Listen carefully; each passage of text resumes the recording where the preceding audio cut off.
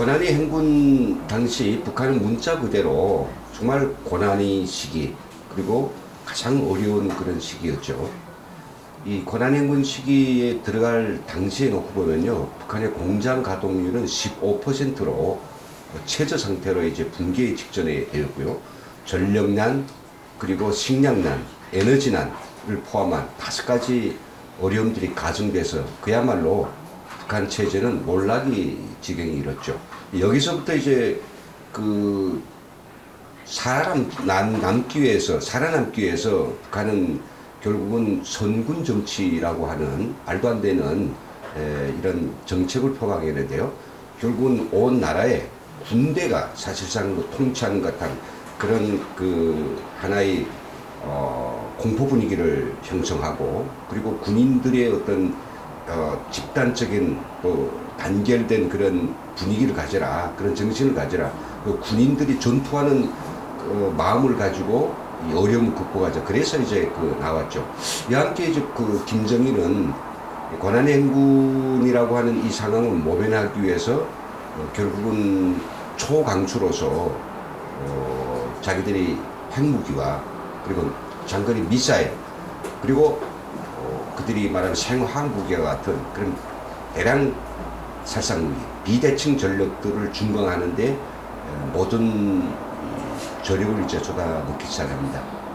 상황들은 그렇죠. 주민들은 굉장히 앞날에 대한 매우 불안하고 그리고 항상 그 모든 희망을 잃고 하루하루를 그냥 연명하고 생존하는 데만 급급하면서 어떻게 하면 이 제도가 붕괴되기를 정말 누구든지 다 초조하게 바라던 그런 시기였습니다.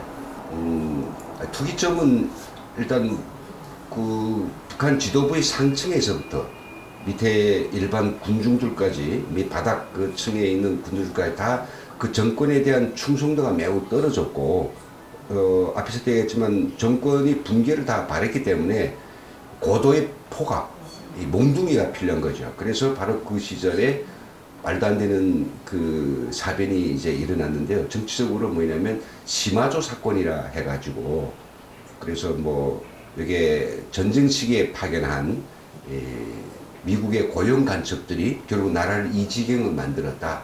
그런 간첩을 우리가 잡자. 그런 사회적 분위기를 만들어가지고 위에 간부들부터 뭐 법기관, 당기관 그걸 색출하는 그런 소위 하나의 메카시즘을 형성한 거죠. 그런 정치적인 반동이 있었습니다. 그랬던 이제 고난의 행군이 거의 그 고조된 단계에서 북한의 이제 붕괴가 직면한 그 상황이 아마 2000년도가 됐는데, 그때부터 갑자기 북한이 이제 죽어가던 그 운명에서 벗어나기 시작했습니다. 그 이유는 남한의 김대중 정권이 북한에 거액의 그런 돈을 주었죠. 물론 그 돈은 뭐 그대로 준 거고, 그 돈은 결국은 어떤 명목으로 주었냐 하면 북한의 햇볕 정책을 그 북한이 받아 물도록 하기 위한 하나의 뇌물과 같은 건데요. 근데 사실은 따져놓고 보면 북한 정권이 남쪽이 쏘이는 햇빛, 결국은 돈, 경제적인 지원, 그리고 어떤 뭐 따뜻한 포용심 이런 거를 쪼이면 북한이 그게 감사히 생각하고 모든 침략적인 공격적인 걸 다 버리고 남한하고 아주 평화 통일 쪽으로 나올 것이다. 이게 아마 중요한 정책적 어젠다였는데, 김정일은 바로 그것을 역용한 거죠. 그래, 그러는 척, 평화로 나가는 척 하면서 결국 남한이 준 15억 달러 그 돈을 가지고 결국 그때 당시에 핵무기 개발과 장거리 미사일에 박차를 가하기 시작했고요. 또 딜리어서 지금 현재 우리 남한이 북한으로부터 가장 그 많은 공격을 당하고 있는 사이버 부대를 양성을 했고요. 그래서 사실상은 이 김대중 정권이 어떤 선의 마음으로 시작했는지는 모르겠습니다만은 결국 그냥 두어도 붕괴될 북한 정권을 돈을 퍼주고 햇빛을 쬐어주는 바람에 얼어서 터져 죽어가던 놈이 결국은 살아나는 거죠. 그러니까 이게 매우 심각한 정치적 착오 내지는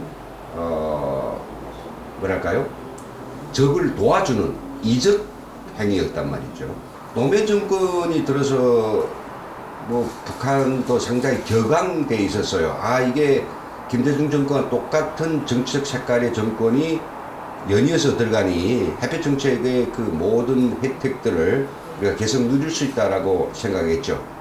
물론 그 노무현이 평양에 찾아가서 임기 말년에 이제 찾아가게 됩니다만은 그 전에 이제 그 한반도 평화번영 정책이 아닙니까? 하나는 햇볕 정책이고 노무현 정권 시기에는 이제 평화번영 정책인데 결국은 뭐 초록이 동색이라고 똑같이 북한한테는 그 도움을 주는 그런 정권이었고 북한이 비핵화와 북한의 그 핵무장과 그리고 장거리 미사일 개발 각종 대남 어떤 공격에 모든 힘을 키우는데 정말 그 많은 일익을 담당한 도움을 준 그런 정권이었다고 생각해요. 그 차이는 별로 북한에서 느끼지 못했어요.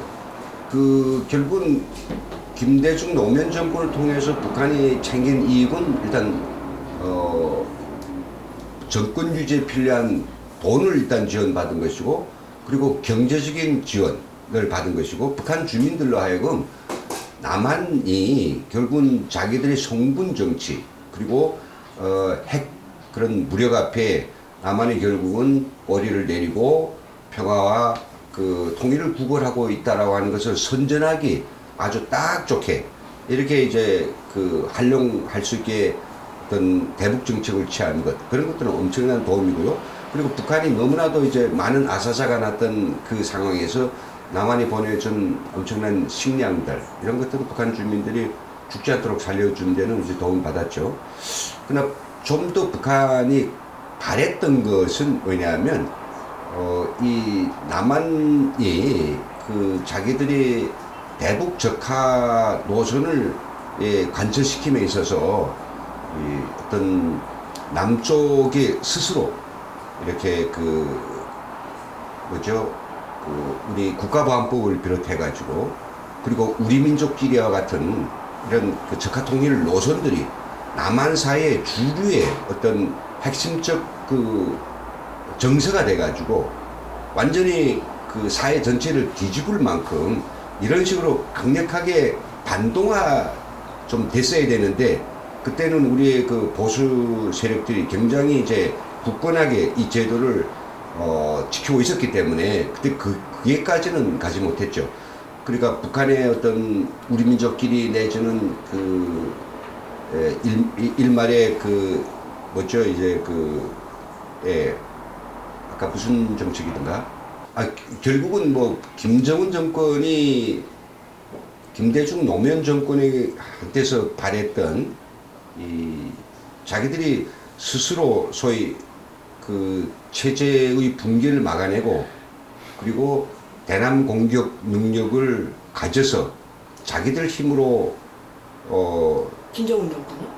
김정일 다시 말씀해 주세요. 김정은 정권. 결국은 김정일 정권이 김대중 노무현 두 진보 정권을 통해서 엄청난 경제적 지원과 그리고 생존을 위한 에너지를 공급받음에도 불구하고 그 정권이 가지고 싶은데 가지지 못하는 것은 여러분 완벽하게 북한 정권과 서로 공조를 해가지고 그래서 남한의 공산화를 그 실현하기 위한 그러니까 남한 사회의 어떤 제도적 기반, 정치적, 사회적 분위기까지는 일치하지 못한 거죠. 그것은 아마 적어도 그때 보수 정권은 지금처럼 분열되어 있지 않았고 보수적 가치, 자유민주주의라고 하는 가치에 보수 세력들이 그래도 튼튼히 결속되어 있었기 때문이라고 생각하거든요. 이명박 정권 시기에는 저희가 북한에 있는 협조자들로부터 그 내부 상황을 제가 이명박 정권 시기에는 제가 직접 뭐 북한에 살았던 건 아니고 이제 우리 여기 온 탈북자들 그 시대에 왔던 탈북자들 그리고 저희가 북에서 저희들을 도와주는 그런 통신원들을 통해서 우리가 북한 상황들을 이제 파악하고 평가할 수밖에 없는데요. 극도의 그 반한 그런 정서, 반남한 정서로 그 주민들을 적극적으로 세뇌시키고, 그리고 군사적으로나 그리고 또 주민들의 사상 정서적으로 오직 남한에 대한 아주 공격적이고, 그리고 반드시 그 적화 통일을 시켜야 되겠다는 그런 의지로 아마 불태우던 시기가 아니겠느냐 이렇게 생각하는데, 사실 초기에 우리 이명박 대통령의 337 그런 정책을 냈죠. 377인가? 그 이명박 정권 제일 초기에는 사실을 그 북한이 비핵화, 즉 핵을 포기하면 우리가 북한의 국민 소득을 3,000불까지 올려주겠다고 하는 그런 아주 통이 큰 남북 교류협력 그런 정책 제안을 내놓았거든요. 근데 북이 그걸 사실 초기에는 굉장히 이걸 가지고 고민이 깊었던 것 같아요. 국민소득 3,000불, 그게 쉽지 않은 거거든요. 근데 왜 김정일은 결국은 이명박 정권의 그 대북 경제협력에 그런 손을 뿌리쳤을까? 저는 거기에 있어서 보수 정권하고는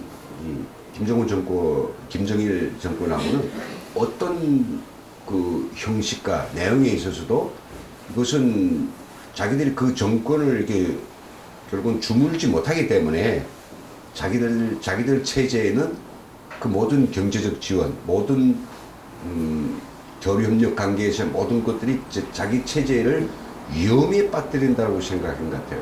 진보 정권 또 진보주의자들하고 같이 뭐 여러 가지 하는 모든 것들은 자기 마음대로 하잖아요. 근데 보수 정권하고 한다라고 하면 마음대로 할 수 없단 말이죠. 행사의 어떤 내용과 경쟁력의 구체적인 절차에 이르기까지 그냥 호락호락 하지 않거든요. 그러니까 그런 상태에서 남북 교류협력을 하고 남북 간의 하에 뭐 그런 모두를 한다고 해도 그냥 북한 체제를 좀 먹고 잠식하고 무너뜨릴 수 있는 이런 그 영향력이 의도하지 않은 것들을 만들어낼 수 있다. 이게 아마 그 김정일의 중요한 판단이었던 것 같아요.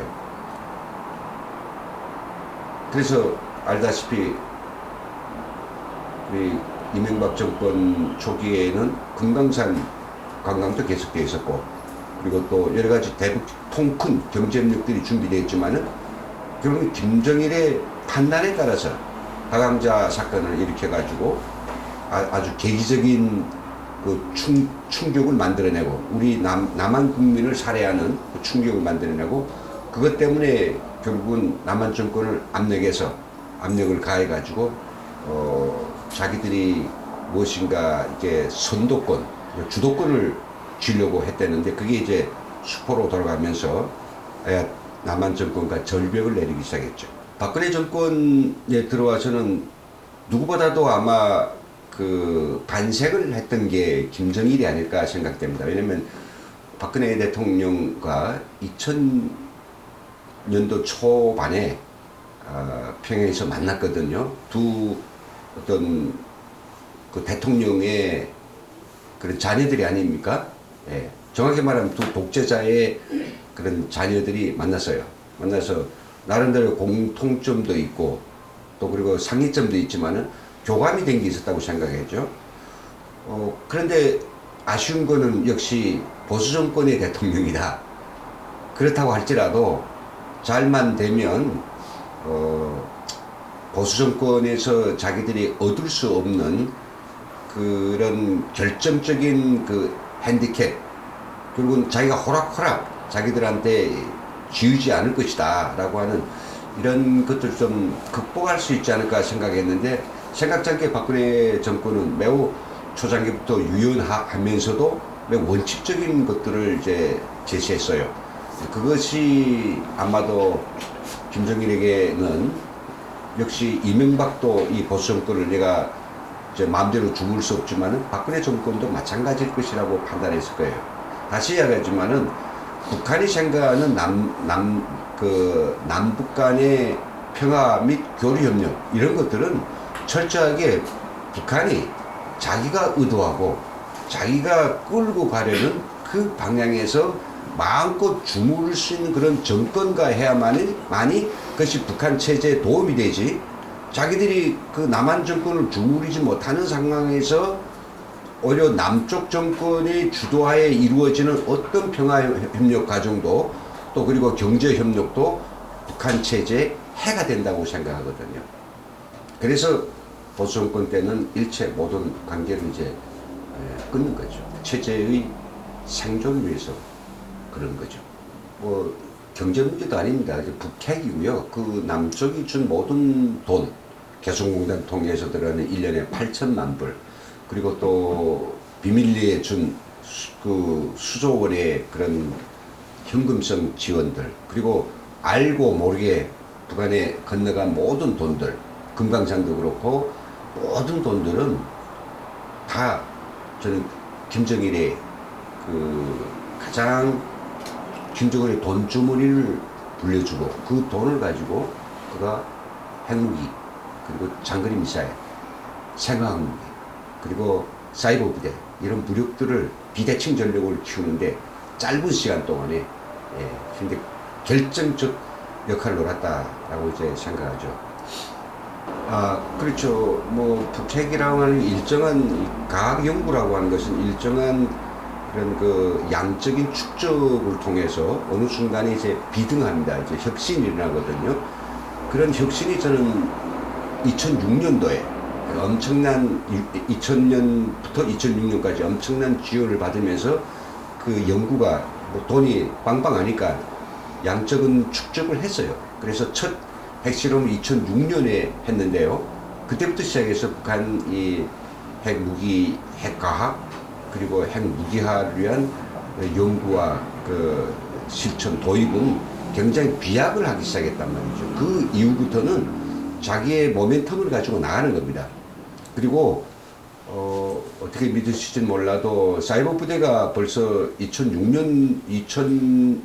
1998년도에 만들어져 가지고 2000년에 더 남쪽에 지원을 받아서 병력 수가 500에서부터 3,000명, 5,000명 늘어나면서 벌써 그때 2000년 중반부터는요, 2004년 이후부터는요, 본격적으로 북한 사이버 부대가 사이버머니, 그리고 프로그램 외주, 그리고 뭐 사행성 프로그램 이런 것들 팔아서 돈을 벌기 시작합니다. 김정은은 어떤 통치 자금을 이제 뭐 확보하는데 큰 역할을 하기 시작하죠.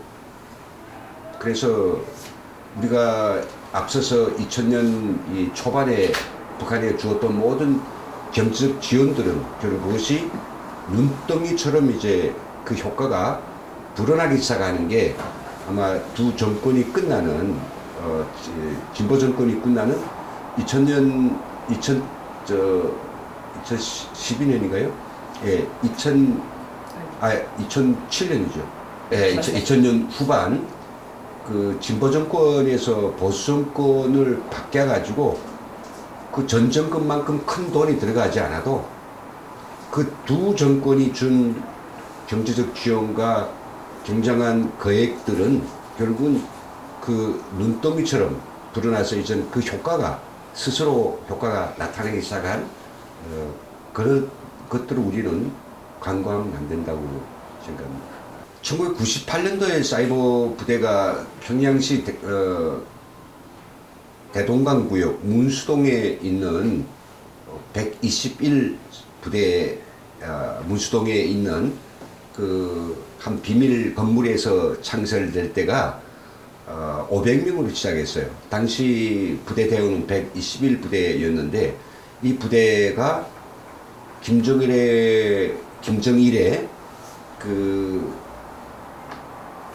별동대, 그리고 작전 예비대, 만능의 보검이라고 불릴 정도로 한 5년 정도 쫙 급성장하는데, 그래서 2009년도에 남한이 엄청난 그 피해를 보았던 2009년 77 디도스 공격 때는 무려 그 전투 병력이 사이버 전투 병력이 3,000명을 넘어섰죠. 오늘날 2009년 77 디도스 통해서 사이버 전력의 효용성 이거를 엄청 크다. 사이버 부대가 엄청난 그 정권에 가져다 주는 엄청난 효용성을 이제 그 캐치하고 나서 김정은은 이 부대를 결국은 증강시키기 시작합니다. 증강시켜서 또 아버지에서 김정은도 사이버 부대가 자기가 원하는 모든 것을 다 가져다 준단 말이죠. 그래서 그 부대를 키워서 2016년까지였는데요. 1만 명까지 병력을 가진 사이버 사령부로 육성하려고 했죠. 아직까지 뭐 북한에서 공식적으로 사이버 전략사령부가 나왔다는 보도는 없지만은 아직 확인할 수는 없지만은요. 막 그 정도의 수준에서 아마 정의화됐을 것이라고 생각합니다. 사이버 부대가 필요한 것은 북한에서 크게 말하면 한 세 가지일 겁니다. 첫째는 남한에 대한 비대칭 전력으로서 사이버 전력만큼 확실한 게 없거든요. 남한은 세계 최강의 IT 강국이지만은 북한은 인터넷에 전혀 인터넷을 그렇게 널리 쓰지 않기 때문에 인터넷을 특수한 목적에만 쓰기 때문에 남한이 사이버 공격을 할 수가 없어요. 북한에 대해서. 그러니까 이게 비대칭이란 말이죠. 비대칭 공격의 강도가 파괴성이 어느 정도인가. 그게 바로 남한의 국가 기반 시설들, 교통, 그리고 통신, 가스, 원전, 그리고 상수도를 포함해서 모든 국민들이 공동으로 쓰는 이런 국가 기반 시설인 경우에는 다 컴퓨터에 의해서 그 시스템들이 조성돼요. 그 컴퓨터를 공격해가지고 그걸 무력화시키면 결국은 모든 우리가 쓰고 있는 그 국가 기반 시설들이 피해를 입고 아우성이 터져요. 사회가 완전히 혼비백산된단 말이죠. 그런 효과를 예를 들어서 군사적 공격을 통해서 우리가 실현하려고 하면 전쟁이 일어나잖아요. 근데 그건 아니잖아요. 누가 했는지도 모르겠는데 요즘날 우리가 KT 전화국이 불탔죠. 그리고 요즘 증기관이 여기저기서 터져나왔죠. 그런 효과를 북한은 평양에서 키보드에서 지령을 줘가지고 만약 남한의 국가 기반 시설 컴퓨터가 장악됐다면 그런 폭발은 아무것도 안 해요. 여기저기서 가스가 튀고 증기관이 튀고 이런 통신망이 두절되고 열차가 막 탈선되고 얼마든지 만들어낼 수 있죠. 그렇게 해가지고 남한을 굴복시키기 위한 결정적 한방 이게 바로 필요하기 때문에 그게 사이버 부대가 해줄 수 있는 겁니다. 김정은한테. 두 번째는요.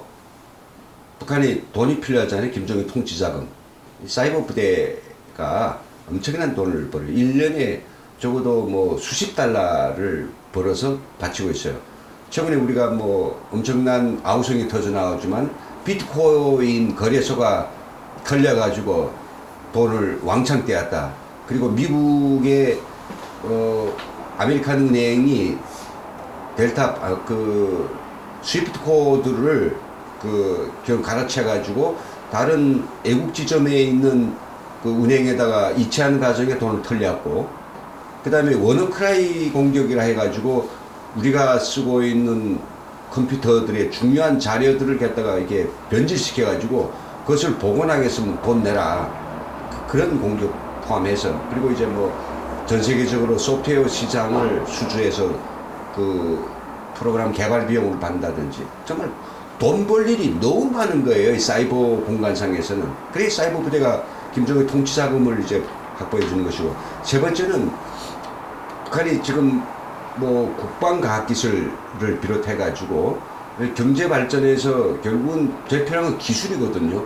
이 기술들을 발전시키기 위해서는 돈을 넣어야 되는데, 그리고 과학자, 기술자들이 있어야 되는데 그런 것들이 북한에는 없단 말이죠. 그러니까 뭡니까? 사이버 부대를 동원시켜 가지고 다른 나라에서 이미 수백 년 동안에 한 그 최신 기술 자료들을 컴퓨터를 틀어서 다 훔쳐오는 거예요. 한 가지 예를 들어서 북한 작년 12월 달에 마지막으로 아마 화성 15 미사일을 발사했어요. 이 미사일은 1만 킬로미터를 넘어서 미국 본토에 도달할 수 있어요. 세계는 그걸 보고 깜짝 놀랐지. 어떻게 이렇게 짧은 시간 동안에 할 수 있느냐. 그럼 우리가 북한의 과학자들이 어느 날 갑자기 머리가 콱 좋아져가지고 한 뭐 5천, 6천 하던 거 1만 킬로 넘겨갔을까. 그래서 이제 그에 대한 해답이 나중에 나왔는데 발동기 이 모형을 미 중앙정보국이 자세히 분석했더니 화성 15가 우크라이나에 있는 그 미사일의 장거리 미사일의 발동기가 똑같았다. 이걸 발견했어요. 그래가지고 그걸 이제 문제를 제기하자 우크라이나가 비밀리에 북한에다가 발동기 팔았다. 우크라이나는 아니다. 러시아가 팔았다. 해가지고 좀 우스꽝스러운 그 열전이 벌어졌는데 나중에 밝혀졌지만 그 러시아가 판 것도 아니고 우크라이나가 뭐 넘겨준 것도 아니고 결국은 북한 사이버 부대가 우크라이나에 있는 미사일 발동기 공장을 직접 해킹해서 그 공장의 컴퓨터에 있는 설계도를 뽑아온 거예요. 그래가지고 지금 현재 북한에 엄청 왕창 들어와 있는 러시아 그 미사일 전문가들인데 그걸 준 거죠. 그래서 북한 미사일의 새로운 어떤 발전을 가져올 수 있었다. 그래서 사이버 부대가 그리 중요한 거예요. 근데 이게 다 불법이고, 다 도둑질이고, 국제사회 지탄을 받고, 발각만 되면 정말 응징을 받을 거예요. 근데 이게 온라인이라고 하는 자기를 드러내지 않는 비밀이 장막 속에서 벌어지기 때문에 이게 북한으로 하여금 계속 이런 불법을 하도록 재촉질을 하고 또 더더욱이 큰 호기심을 느끼고 궁지에 빠진 자들이니까 이 거푸라지라도 지고 싶은 심정에서는 이런 불법적인 사이버 활동들을 계속 매달리게 되는 거죠. 이야기했지만 이제 그 국가 기반 시설에 대한 공격, 즉 이것을 좀 기술적으로 이야기한다면 이걸 폐쇄망 공격 기술이라고 하는데 보시기에 앞서 말한 철도, 통신, 가스, 원전 이런 모든 국민들이 쓰는 이런 시설들을 국가 기반 시설이라고 하고 이런 국가 기반 시설들이 정확하고 안전하게 작동하기 위해서 사람이 직접 조종하는 것이 아니라 컴퓨터 시스템에서 조정되거든요. 근데 이 컴퓨터 시스템에 만약 공격 코드를 넣어가지고 가스 압력이 지금 높다. 가스 압력이 높다. 그러면 가스 압력을 어떤 안전 한계 아래로 떨기 위해서 시스템이 작동해야 된단 말이죠. 그런데 높아져 조금 더 터지겠는데도 계속 컴퓨터가 높이라 하면 어떻게 되겠습니까? 터지는 거예요. 그리고 고속철도 컴퓨터에서 조정되는데 이게 어느 열차가 지나가고 그 다음에 다른 열차가 지나가야 이게 부딪히지 않겠는데 의도적으로 공격 프로그램이 두 열차를 동시에 출발시키면 이게 터지게 돼 있단 말이에요. 부딪혀가 탈선하게 돼 있단 말이죠. 이런 사고는 이건 현대 시스템사에서 가장 맹점이기도 하지만은 맹점이기도 합니다. 그래서 이런 맹점, 사람의 어떤 의도적인 공격에 의해서 국가 기반 시설이 오작동 돼가지고 거대한 그런 피해가 일어날 수 있는 걸 고려해서 이런 악의적인 공격자들을 차단하기 위해서 국가 기반 시설의 컴퓨터 시스템들은 다 인터넷을 잘라요. 들어오지 못하도록. 그래서 예전 같아서는 국가 기반 시설들은 절대로 북한의 사이버 공격을 당할 수 없다라고 이렇게 정평이 나 있어요. 근데 북한은 또 우리 국제사회는 폐쇄망이라고 인터넷에 연결되지 않는 시스템, 즉 폐쇄망에 대한 공격 기술을 계속 발전시켜서 오늘날에 와서는요, 폐쇄망은 결코 안전하지 않다. 심지어 영어로 그걸 에어갭 시스템이라고 하는데 공기하고 완전 차단됐다. 이런 에어갭 시스템이라 하지만 물리적인 에어갭 시스템은 현재는 존재하지 않는 게 정설이거든요. 북한은 지금까지 우리가 보여줬지만 한국 수력 원자력에 대한 공격, 그리고 코레일에 대한 공격, 그리고 우리 국방부 통합 데이터 센터에 대한 공격, 이런 기술도 우리한테 계속 하잖아요. 뭔가 마침내는 이 국가 기반 시설에 대한 컴퓨터 시스템을 장악하는 결정적인 작전을 할 거예요. 저는 바로 이와 같은 작전을 시행하게 한 마지막 단계라고 생각하고, 이 마지막 단계에서 가장 중요하고 필요한 것은 정세가 이게 긴장되지 않는 거예요. 어떤 평화 무드가 필요해요. 사람들의 마음도 다 평화롭고 적에 대해서 잊고, 지금 2018년에 평화 무드로 갑자기 돌아선 것은 남한하고 뭐 이전 더는 싸우기 싫어서, 아니면 자기들이 뭐 경제 발전을 해야 되기 때문에, 그리고 그것이 북한 제재에 도움이 되기 때문에 하려고 하는 그런 생각인 게 아니라, 정말 마지막 공격을 위한 이 에어게 시스템, 이 폐쇄망 공격을 위한 사회적, 정치적 이런 분위기를 만들기 위해서 저는 올해 이런 평화 장난질을 한다고 생각하거든요. 이 상황에서 북한이 정말 이건 위험한 상황이지만은 국가 기반 시설을, 컴퓨터를 그들이 마음대로 공격할 수 있는 기술을 마지막 단계의 작전을 했다. 그러면 우리는 북한에 끌려다녀야 돼. 북한이 하자는 대로 해줘야지. 우리가 뭐 가스관이 이제 조금 터진 거 가지고 온 나라가 들썩하는데, 사주에서 가스관 터지고 전기관이 터지고 전력이 두절되고 통신이 안 되고, 그 다음에 원자로가 터져나가고 비행기가 막 떨어지고, 이런 상황을 북한이 몇 가지만 보인다면 우리 그때까지도 자신감 있게 북한하고 맞설 수 있을까요? 그 상황이 북한이 이전 정말 남한의 경제 지원, 남한의 이 간첩들이 보내는 그 모든 자료들의 기초에서, 또 자기들은 전 세계 사이버 부대를 동원해서 훔쳐오는 세계 최고의 기술들을 가지고 그 마지막 작전을 지금 시행하고 있다. 지금도 시행하고 있다. 이걸 우리가 지금 너무 간과하고 있는 것 같아요. 알고 계시지만 북한이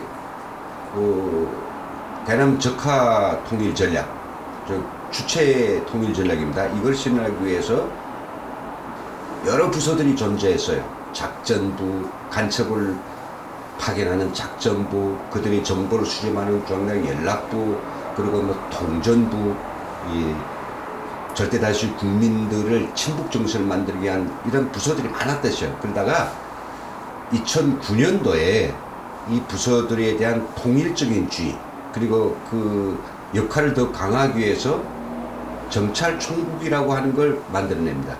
여기에는 군에 있던 대남 공작 세력들, 그리고 중앙당 산하에 있던 부서들을 다 통합시키고, 여기다 바로 사이버 부대까지 소속시켜서 그야말로 온 오프라인으로 남한의 모든 전방위적으로 공격할 수 있는 이런 영양 지휘 체계를 만들었죠.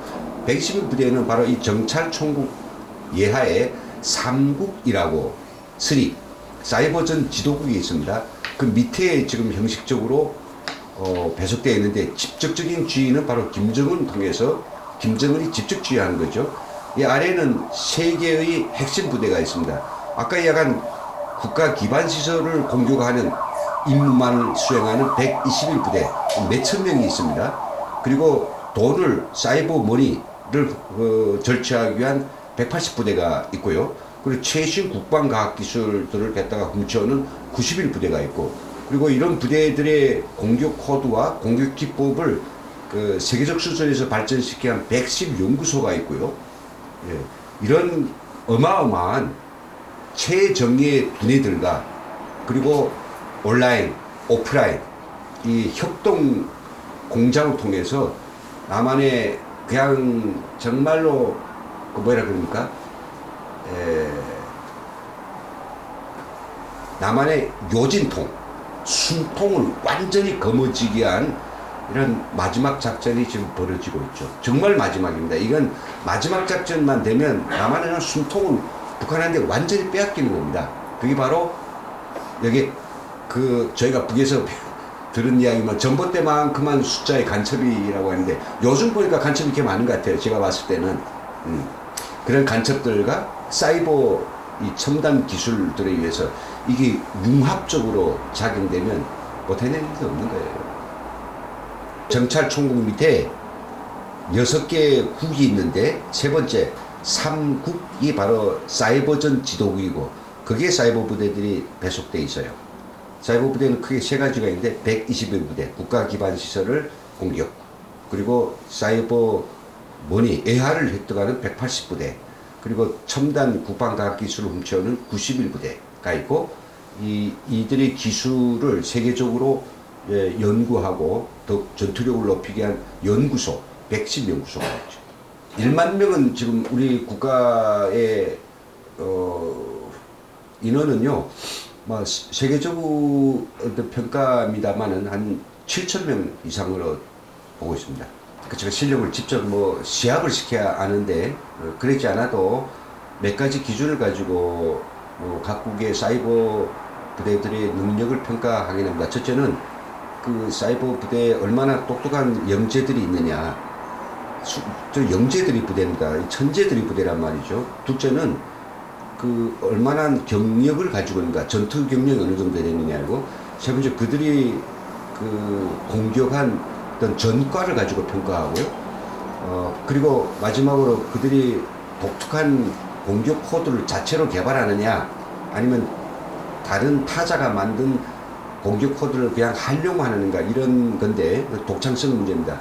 이런 네 가지 기준을 가지고 국제 뭐 CIA나 또 여러 어떤 국가들이 평가하고 있는 바에 의하면 북한은 세계적으로 한 4위의 사이버 전력을 가지고 있다.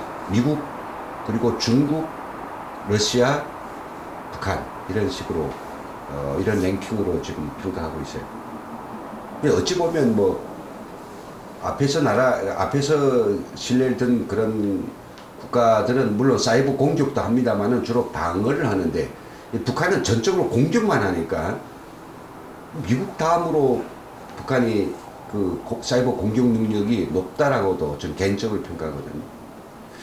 일단은 뭐 첫째로 한국을 꼼짝 못하게 무릎을 꿇게 할 수 있는 결정적 그 한방, 즉 숨통을 지게 한 게 아까 국가 기반 시설에 대한 공격이고요.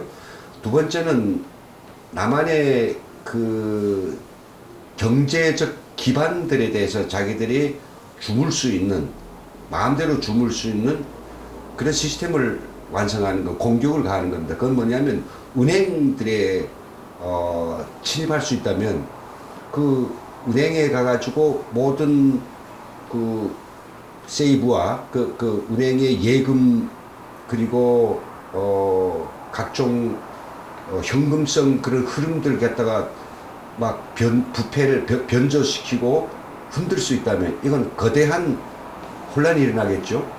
그뿐만 아니라 크고 작은 공장의 이런 회사들에서 비밀 자료를 훔쳐간다고 하면 경쟁력을 잃게 되고 있죠.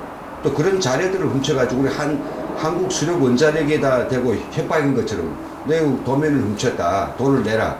그러면 이게 이 경제적으로 북한에 털리게 돼 있는 거죠.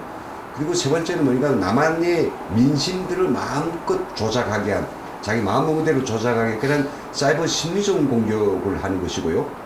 그리고 진짜로 중요한 것은 사회의 어떤 여론과 분위기를 마음대로 조정하기 위해서 우리들이 쓰는 보통 이 대중 커뮤니티, 그리고 매 개인들의 휴대폰, 이런 것들을 뭐 마음대로 갖다가 털어보고 여론을 전파하고 이런 다차원적인 공격을 준비하고 있습니다.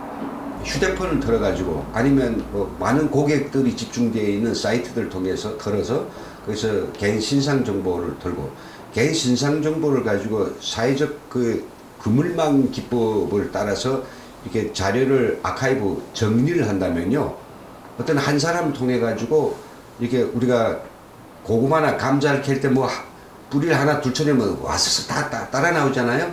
한 사람 통해서 자기가 목적하는 그런 결과로 가는 모든 인적인 네트워크를 다 확인할 수 있고 드러낼 수 있어요. 그럼 남한 사회가 북한에 한손하게 다 들어온단 말이죠.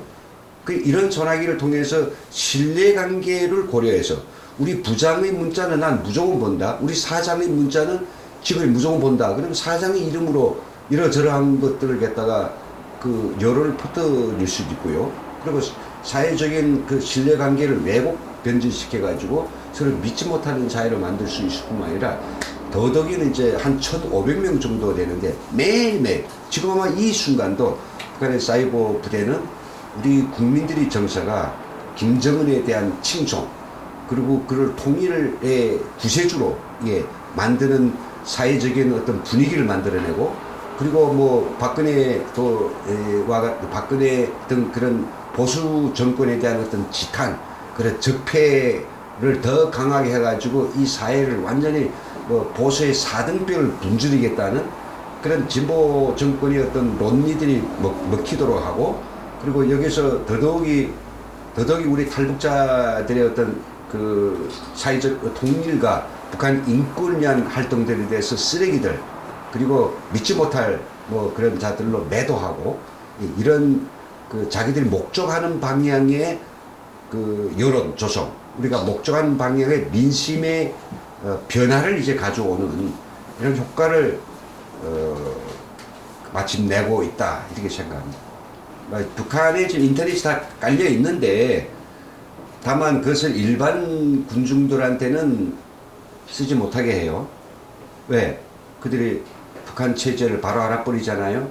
그 폭압성, 잔악성, 독재성을 알잖아요. 그러니까 일반 주민도 못 쓰고 김정은의 재가를 받아가지고 특수한 기관들, 이제 사이버 부대들, 그 다음에 뭐 대남공작부서들, 국제부서들 이런 사람들은 인터넷에 딱 필요할 때 딱 들어갔다가 쓰고는 또 딱 떨어져요.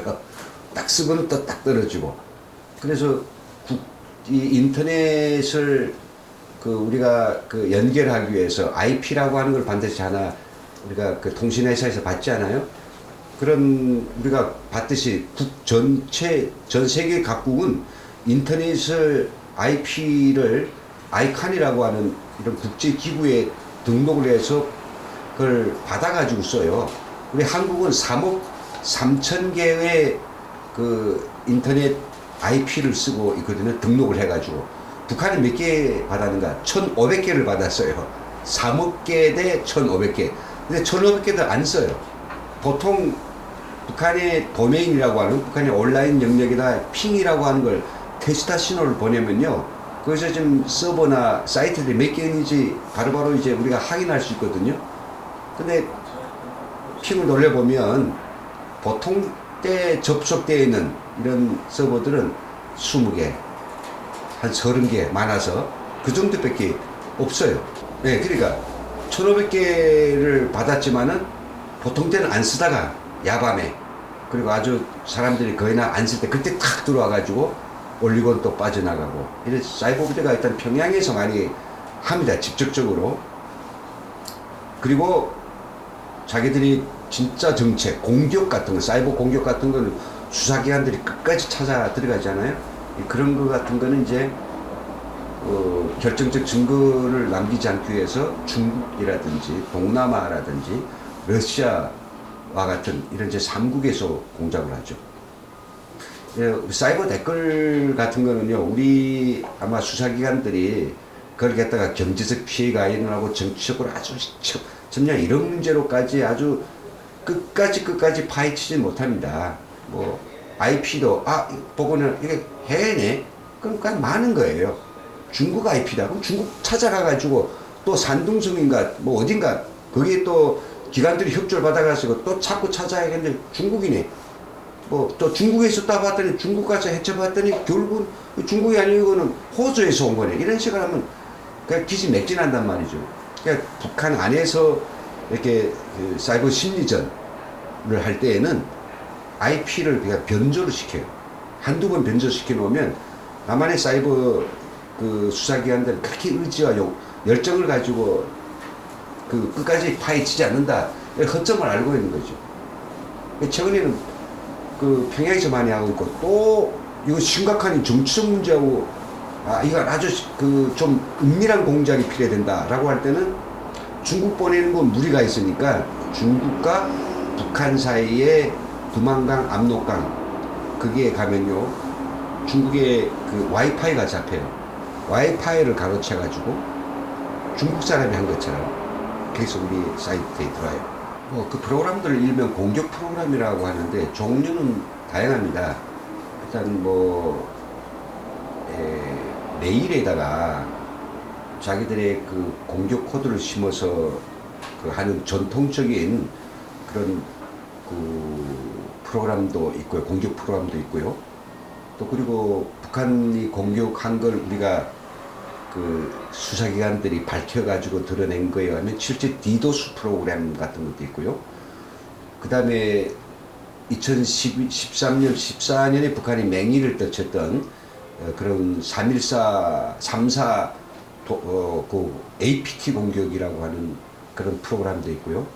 최근에는 워너크라이 공격, 그리고 최근에는 이제 보다 더 진화된 방식으로서 다양한 코드들이 나오는데 피싱 공격 프로그램, 스푸핑 공격 프로그램, 기술적 용어들이 많습니다만 그런 것들을 대체로 이제 그 미국과 같은 그런 공격 기술이 굉장히 발전된 나라 기술자들이 만들어 가지고 이렇게 팔기도 하는데 다 사다 쓰거든요, 사이버 부대는. 근데 북한은 전체적으로 자기들이 만드는 거예요.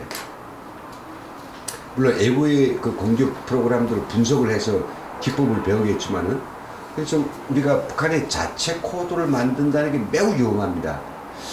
실례를 들어서 우리나라의 모든 국가기관이나 그리고 이런 회사들에서도 다 자기들이 컴퓨터를 철저하게 보안합니다. 보안하기 위해서 세계적인 보안 회사들에서 백신 프로그램을 다 매일매일 업그레이드, 매 순간순간 업그레이드 해가지고 보호하거든요.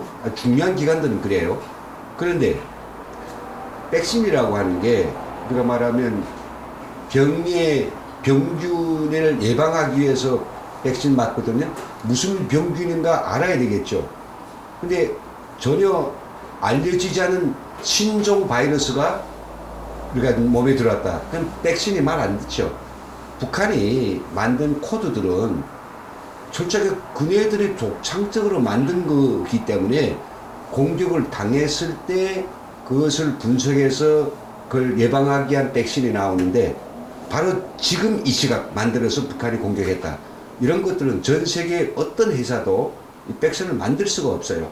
바로 공격되는 거죠. 이게 참 큰 문제입니다. 그렇죠. 지난 2013년이었던가요? 이 농협 그리고 신한은행 포함해서 4개 은행이 공격당했어요. 공격의 피해 정도는 그냥 전산 시스템들을 다운시킨 정도였거든요. 그리고 그 안에 있는 데이터들을 갖다가 파괴를 했던 그 정도였어요. 공격을 당하고 나서 공격을 일단 좌절시키고, 그 다음에 본래 있던 자료들을 갖다 백업시켰죠.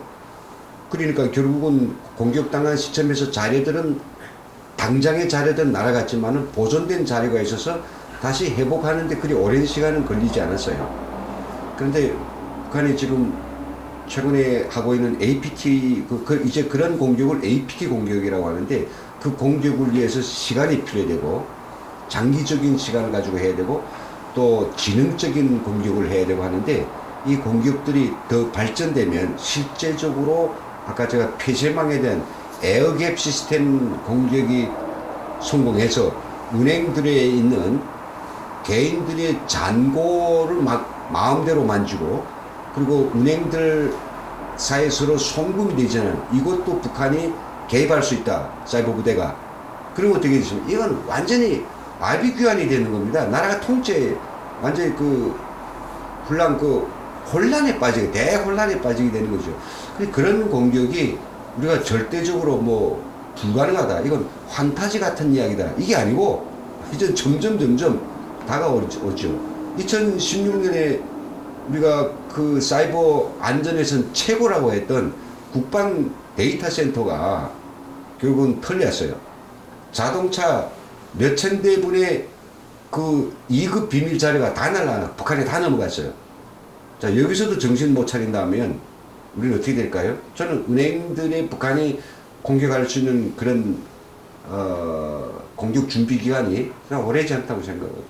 그러니까 북한이 2010년 이후에 쭉 우리 대한민국을 향해서 했던 끔찍한 인터넷 공격들, 예를 들어서 2013년에 3사 디도스 APT 공격, 농협, 신한은행 포함 4개의 은행에 대한 공격, 그리고 한국수력원자력에 대한 공격, 그리고 방송사, 4개 방송사에 대한 공격, 한국철도공사에 대한 공격, 그리고 2년 전에는 국방데이터센터에 대한 공격, 그리고 작년과 올해 있었던 각가지 그런 공격들을 우리 국가의 가장 권위 있는 사이버 안전기관들인 그 행안부의 인터넷진흥원, 그리고 경찰 사이버수사대가 있고 국정원의 국가사이버안전센터가 있죠. 이런 데서 정밀 분석하고 발표한 데면 다 이 북한의 소행이다 라고 딱 밝혀냈습니다.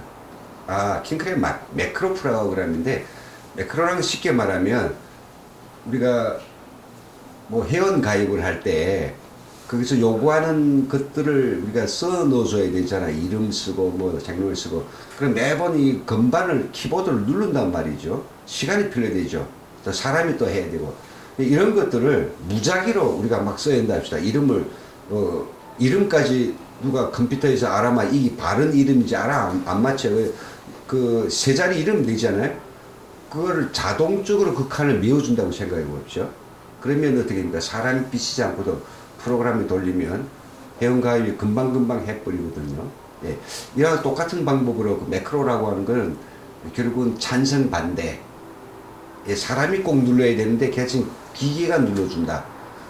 그런 그 자동화된 프로그램을 우리가 킹크랩이라 매크로 프로그램이라 하고, 킹크랩은 그런 매크로 프로그램 중에 한 종류인데 그 북한이 만들어 줬을 수도 있고요.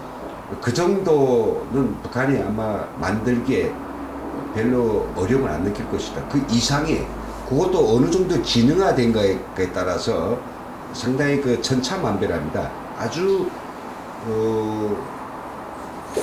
거침없이 어떤 문제든지 어떤 질문이든지 반응할 수 있는 완전히 고도 인공지능화된 킹크랩 프로그램, 이런 것들은 북한이 만들어낼 수 있죠. 왜냐하면 인공지능은 그래 엄청 발전했어요. 지금 알파고라고 하는 인공지능이 세계 랭킹 1위라고 하는 게 한 3년 전부터 나온 신화거든요. 근데 그 전까지는 전 세계에서 인공지능 랭킹 1위는 북한이에요.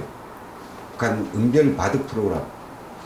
인공지능이 굉장히 발전했기 때문에 킹크랩의 가장 발전된 프로그램은 인공지능 킹크랩 프로그램인데 북한이 얼마든지 만들 수 있죠. 저는 북한 댓글 부대를 직접 이제 인터넷상에서 목격을 했습니다만은, 천안함이 피폭되었을 때 북한 댓글 부대가 가장, 제 개인적으로는 가장 아니죠. 북한 그 댓글 부대가 악질적으로 정말 활동했다라고 저는 목격했어요. 왜냐면 그때 천안함 피폭을 두고 북한의 공격이다, 아니면 우리 정부의 자작극이다, 또는 미군 잠수함이 부딪혀서 사고 난 거다, 여러 가지 설들이 많았어요. 근데 결국은 뭐냐면 우리 정부의 자작극이다, 말도 안 되는 이야기인데 46명이 우리 젊은 국군 장비들이 목숨을 뺏어가지 않았어요? 그걸 정부의 자작극이다 라고 하는 것에 대한 찬반이 그 인터넷상에서 붙었는데, 그때는 필통이라고 하는 거하고 그다음 아고라라고 하는데 엄청 뜨겁게 됐어요. 근데 어느 날 갑자기 봤는데 우리 정부의 자작극에다가 6천, 7천 이렇게 되는데, 맞다. 근데 아니다. 북한의 소행이다 라고 하는 찬성에는 도대체 수백 개밖에 안 됐어요. 7천 대 한 200개. 이게 말도 안 되잖아요. 우리 국민들의 절대적 정서가 그랬겠는가? 아니란 말이죠. 실제 우리가 체감할 수 있는 사회적 정서하고 정반대로 지금 인터넷에 나타났는데, 그렇다면 저희는 호기심이 있었어요. 이게 북한의 이 사이버 부대 작전이 아닐까, 작간이 아닐까. 그래서 거기에 올린 댓글들을 갖다가 그럴듯하게 이제 만들었어요. 어떤 시나리오를 만드는 걸 자세히 들여다봤는데, 물론 궤변이죠. 근데 궤변도 말이죠. 논리를 맞추면 사람들이 그럴듯해요. 그래서 어떤 때는 모르고 합니다. 물론 그것을 매크로를 돌려서 찬성을 올렸을 수도 있고요. 또한 그 시점 그것만 가지고는 안 되니까 글을 만들어 딱 보니까 처음에는 뭐 별치 않게 읽었는데 가면서 눈에 언뜻언뜻 띄우는 밟히는 글자가 있어요.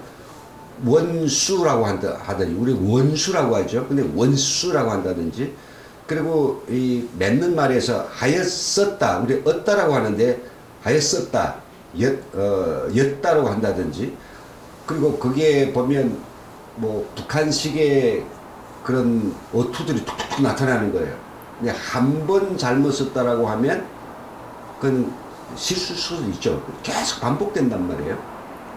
그래서 그걸 보면서 야 이거 뻔하지 않느냐 이게 딱 감이 오는데 근데 이쪽에서는 이렇게 올라가고 다양한 글들이 올라왔어요. 그래서 보면서 그래 그 실질적으로 북한 그 사이버 부대 요원으로 있는 자기 그 지인을 알고 있는 교련통일연대 그 대표님이 그쪽에 그 사이버 부대, 사이버 심리전 부대하고 이야기를 나눈 적이 있는데 엄청 이제 아주 자신감이 만만해가지고 야 그 자기들은 남한의 어떤 여론도 아예 총알같이 만들어낼 수 있다라고 이야기하더래요. 그런 우리나라의 어떤 절대적 네티즌들의 시선을 집중시키고 관심을 높이기 위한 그런 수법과 그 방법들을 다 안다는 거죠. 그 작자들이. 대한민국의 네티즌들의 어떤 수준은 굉장히 높아요. 그들이 뭐 북한 사이버 부대가 얼쩡하게 써놓은 그런 걸 보고 공감하고 맞다고 머리 끄덕이 사람 없거든요. 그래서 북한은 이 사이버 부대를 2013년경부터 이제 전폭적으로 개편하기 시작했는데 어떤 사람들을 주로 쓰느냐 하면 인문학 쪽에 아주 조예가 깊은 그런 사범대학 그리고 여러 인문대학의 그 졸업생들을 쓰고 있고 이들한테다가 나만의 어법, 나만의 문화, 나만의 요즘 분위기까지 다 교육시켜요. 그 교육을 누가 하느냐 하면 남쪽의 군인 또는 뭐 해외 근무하다가 북한으로 월부 간 사람들이 있죠. 그 사람들이 평양시의 서장동에 아주 멋진 그런 빌딩을 지어놓고 제북평화통일促진협의라고 딱 한 판 썼어요. 그 사람이 다 거기 들어가서 일하는데 주로 그 사람들이 사명은 뭐냐 북한 사이버 부대원들한테 다 배워주는 거예요. 완전 그들이 만들어낸 게 이거 남쪽 사람이 쓴 거지 이거 북쪽 사람이 쓴 거 아니다 라고 느낄 정도로 자세히 다 배워주는 거예요. 요즘 사이버 부대 심리전 부대가 올린 댓글들은 저희도 아마 좀 발견하기 어려울 거라고 생각하거든요. 최근에 북한 이제 부대 개편하면서 만들어낸 그런 결과라고 생각합니다. 북한의 사이버 심리전 부대의 활동은 최근 들어서 매우 진화되고 다양한 방법으로 하고 있어요. 일단 첫째는 우리 그 자유로운 대중 커뮤니티에 들어와가지고 자기들 주장을 펼치는 그런 것들을 올리고 있고요. 또 거기에 대해서 댓글을 이제 달고 매크로를 작동시켜서 찬반 논란을 변조시키고 있고 두 번째는 SNS, 우리 휴대폰에 있는 그 모바일에 SNS에 대량적으로 자기들 주장을 살포하고 있고 그리고 세 번째는 뭐 오늘의 유머라고 합니까? 하여튼 사람들이 아주 그 인기가 급증하고 있는 이런 그 커뮤니티에 들어와 가지고 아주 그 자기들의 잘 포장된 교묘하게 조작된 이런 것들을 올리고 있고요. 그리고 또 유튜브도 매우 널리 활용하고 있는 것 같습니다. 뿐만 아니라 인터넷에서 우리가 그 볼 수 있는 이런 자기들이 그리고 자기들이 만드는 해외 선전 사이트들이 있어요. 우리 민족끼리 그 다음에 뭐 내 나라라든지, 그 다음에 오늘이 조선, 이런 사이트들에 사람들이 들어갈 수 있도록 그렇게 링크를 교묘하게 뿌려서 스푸핑을 한다든지, 그 방법은 매우 진화되고 있는 거죠. 박근혜 대통령의 탄핵은 정말 우리 국가에 있어서는 심대한 어떤 정치. 계속 말씀하세요. 할 말이 없어. 이 박근혜 대통령의 탄핵은 사실 우리 국가의 굉장한 국치라고 생각하고, 그런 비극은 일어나지 말았어야 되죠. 물론 최순실과 관련된 각종 유머들, 그리고 또 그가 권력을 최순실이 이제 남용한 것들에 대해서는 뭐 시간이 가면서 밝혀지겠지만서도요. 그러나 우리가 그 생각했던 우리 탈북자들의 경우에는 북한의 인권 문제, 북한의 독재 정권에 대한 우리 정부의 원칙적인 입장, 그리고 개성공단과 금강산을 비롯한 북한의 그 덕을 줄 수 있는, 북한 독재 정권을 살리고 북한 독재 정권을 살줄 수 있는 이런 모든 계기들을 차단한 것에 대해서는 저희가 적극적으로 옳다고 생각하고, 거기에 대해서 전폭적인 지지를 이제 보내왔던 사람으로서 안타까운 일입니다. 그런데 그 탄핵의 어떤 말미를 제공했던 뭐 태블릿 PC 사건이라든지, 그리고 그 엄청난 어떤 여러 가지 이 박근혜 대통령에 대한 험담들 있지 않습니까? 이런 것들이 오늘날에 와가지고 어느 정도 자세하게, 그리고 국민들이 다 공감할 수 있는 이런 정도의 것이었느냐, 시간이 가면 더 밝혀지겠지만, 저는 여기에 탄핵이라고 하는 그런 분위기를 조성하고, 물론 국민들이 뭐 상당수의 국민들이 정서이기도 했습니다만, 촛불, 그리고 탄핵, 그리고 적폐, 이런 거에 대해서 북한은 이 박근혜 정권 초시기부터 계속 거기에다가 불을 지펴오고, 엄청나게 그 불을 이제 키우기 위해서 엄청난 또 공개적인 또 비공개적인 활동을 많이 해왔던 북한으로서 작년 촛불 전국 같은 이런 상황을 그냥 놓칠 수는 없단 말이죠. 많은 사람들이 분노할 수 있는 이야기, 그런 거짓말, 그리고 박 정권에 대한 어떤 엄청난 그 사람들이 그 반대를 이제 일으킬 수 있는 괴담들, 이런 것들은 저는 무차별적으로 만들어서 퍼뜨렸을 것이라고 생각해요. 복잡한데 개인적으로는 한번 이해하죠. 개인적으로는 저는 거기에 대해서 공감하는 부분도 있고, 절대적으로는 그건 아니다라는 부분도 있거든요. 예를 들어서 아직은 뭐 지금 재판 중에 있기 때문에 다는 모르겠습니다만은, 그런 최순실과 같은 그런 사익들이 우리 국가의 공익에 혼탕된 것, 이런 것들에 대해서는 우리 국민들이 정서에 제가 공감하지만은, 박 정권이 취했던 그 북한 인권과 그리고 북한 독재 정권에 대한 원칙 입장, 이런 것들이 단박에 무너져가지고 지금 오늘 같은 이런 정말 너무나도 북한에 대해 치욕스러운 상황들, 너무나도 나라가 한 방에 날아갈 것 같은 위험한 상황들이 조성된 것은, 저는 바로 이 촛불 세력들이 국가를 생각 안 하고 그냥 반대 세력을 갖다 무자비하게 짓밟아 버리려는 그런 복수심에서 비롯된 것이라고 저는 생각합니다. 저는 그 주도한 세력이 예간상 볼 때는 뭐 많은 수의 어떤 젊은 층이라고 생각되는데, 그 젊은 층도 결국은 뭐 본인들이 직접 느끼거나 본인들이 직접 그걸 만져보거나 냄새 맡아보고 느껴본 거 피부로 느낀 건 아니거든요. 다 선동에 의해서, 그리고 거짓 뭐 궤변에 의해서, 이런 거에 의해 사람들이 이제 정의감들이 불탔기 때문인데, 이거를 어떻게 만들어냈느냐, 이게 매우 중요하거든요. 전 여기에 바로 북한 사이버 심리적 부대도 큰 역할을 했을 것이다, 이렇게 생각합니다.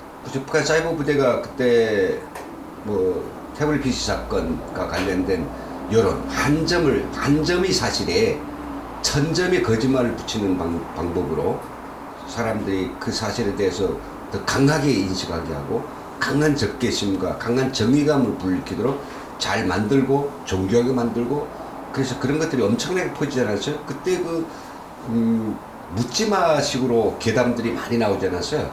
그 괴담들 중에 상당수는 전 북한 사이버 부대가 직접 그게 만들고 퍼뜨렸을 그런 건 거의 100%라고 저는 생각합니다.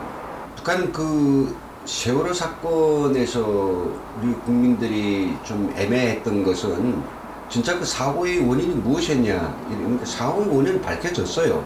그것은 사고였고, 그것이 어떤, 정부가 그것을 갖다가 훈련이라든지 잠수함이 미국 잠수함과 붙이 이런 건 아니거든요. 접종인 건 아니고 사고였고, 사고 관리는 어느 정권에서나 있는 거 아니겠습니까? 근데 여기에 가지고 계속 군부를 떼고, 결국 세월호 그 기간 동안에 대통령이 뭐 했느냐는 확인되지 않은 억측과 루머들, 이런 것들도 사람들이 관심을 가지지 않아요. 그거를 북한만큼 명분을 가지고 그걸 사람들이 심리를 자고가 잘 만들어내는 그런 사이버 부대는 세상에 존재하지 않거든요. 북한 가장 잘해요.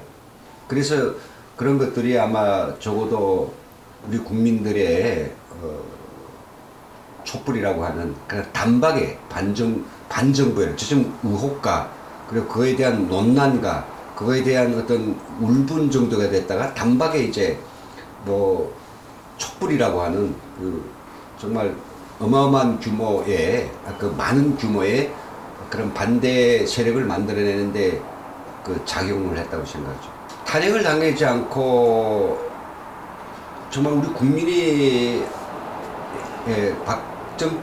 박근혜 대통령의 탄핵이 없이 자유로운 선거를 통해서 이변적인 선거가 아니고 그럼 평범한 보통의 선거를 통해서 이루어진 정권이라 하면 그 정권도 결국은 보수 정권의 지금 현재 박근혜 정권이 탄핵되지 않았으면 우리 자유민주 체제에 대해서 완강하게 버티고 있는 이 보수 세력들 그리고 또 완전히 극좌파 세력이 아닌 중도 세력들은 자기 이성을 가지고 국가의 모든 이 정책들에 대해서 아마 모니터링하고 그걸 받아들일 것이라고 생각된다. 근데 지금 너무나도 이 좌로 이제 확 넘어간 상황에서 북한에 대해서 취하는 모든 우리 정책들이 북한에 편익을 주고 북한을 되살아나게 만들고 북한 살찌게 만드는 것만큼 그러면 그런 게 없었을 경우에는 그래도 적어도 새 정권이 북한하고 무언측하게 그냥 끌어안고 이유도 따지지 않고 이게 적과 공조한 그런 상황은 없었을 거다. 그러면 뭡니까? 북한은 국제사회에서 계속 고립될 것이고 그들이 그 핵무기와 장거리 미사일을 완전 철폐시키기 위한 미국의 초강도의 그런 노력들은 아마 이 제재하는 쪽으로 나갔을 것이라고 생각되고 제재가 올해 한 해 동안만 이어졌더라도 북한은 정말 지금쯤은 아마 숨이 꼴깍꼴깍 넘어가는 그런 상황이 아니었겠냐 생각합니다. 북한 사이버 부대가 만든 프로그램들은 판매는 공식적 구입은 어렵습니다. 어려운 걸로 알고 있고요. 다만 중국의 바이두라고 하는 그 사이트에는 여러 가지 휴대폰 도청 프로그램, 그 다음에 도찰 프로그램, 그리고 신상 정보를 빼내기 위한 피싱 프로그램들이 있어요. 다 10만 원대 미만으로서 별의별 짓 다 할 수 있는데 다른 사람의 핸드폰을 갖다가 완벽하게 이제 내 것으로 만들어 버리는 도청할 전체를 틀어올 수 있는 그런 프로그램도 포함해서 다양한 것들이 있거든요. 그게 중국 사람이 만들었다. 물론 중국에서 만들었다. 가능성도 있지만은 일설에 따르면 사이버 부대가 그런 사행성 프로그램 그리고 그런 위법적 프로그램들을 만들어서 중국 사이버 시장에 많이 팔고 있기 때문에 그래서 그런 프로그램들 중 일부는 북한 사이버 부대의 작품일 수도 있다. 그럼 바이두에서 사면 되는 거죠. 네, 그런 구매 경로가 있습니다. 박근혜 대통령, 박정권을 조기에 붕괴시킨 거는 북한의 김정은의 개인적 목표였을 수 있어요. 네. 김정은의 아마 대남 공작의 총 목표였을 수 있어요. 왜냐면 그때 남북관계 남북 관계의 전면 중단이지 않았어요? 그리고 그 대북 제재에 대한 그 원칙은 어느 역대 정권보다도 가장 높았어요. 계속 중단해 버렸죠. 그러니까 정서적으로, 감정적으로 김정은은 이 박 정권을 무조건 끝내야 되겠다라고 하는 그런 목표들을 갖다가 제시하고 정찰총국과 그리고 중앙당에 있는 대남 부서들의 그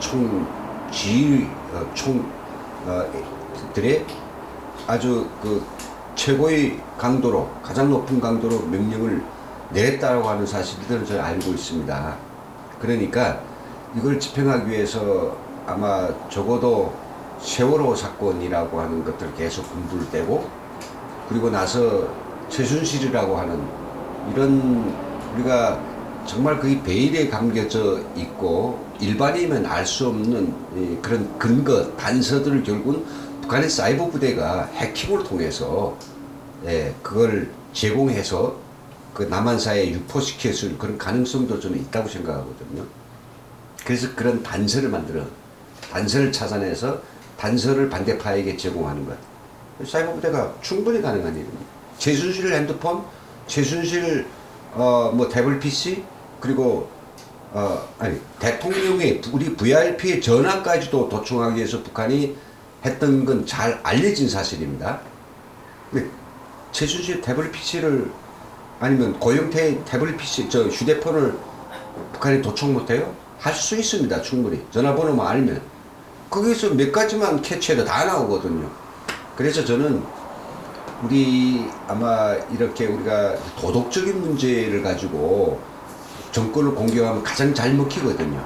그런 단서들이 결국은 뭐 그네들의 어떤 부패에서도 나왔겠지만은 그런 단서를 사회적으로 확산시키고 그런 것들을 공격의 어떤 강력한 미사일을 만들어 놓은 것, 그럼 북한 사이버 부대가 했을 수도 있다. 그런 가능성은 그런 개연성은 좀 충분하다고 생각합니다.